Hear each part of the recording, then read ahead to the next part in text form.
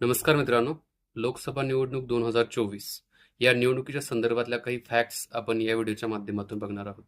एक म्हणजे ही 18व्या नंबरची लोकसभा इलेक्शन आहे. त्याचबरोबर याच्यामध्ये टोटल जर सीट बघितल्या जागा 543 जागा आहेत आणि या 543 जागांच्यासाठी 7 फेजेसमध्ये म्हणजे 7 टप्प्यामध्ये काय होणार आहे तर निवडणुका होणार आहेत. सगळ्यात जास्त लोकसभेच्या जागा कोणत्या राज्यामध्ये आहेत असं जर तुम्हाला विचारलं तर माहिती असून ते उत्तर प्रदेशमध्ये की 80 जागा आहेत आणि महाराष्ट्रामध्ये 48 जागा आहेत बघा.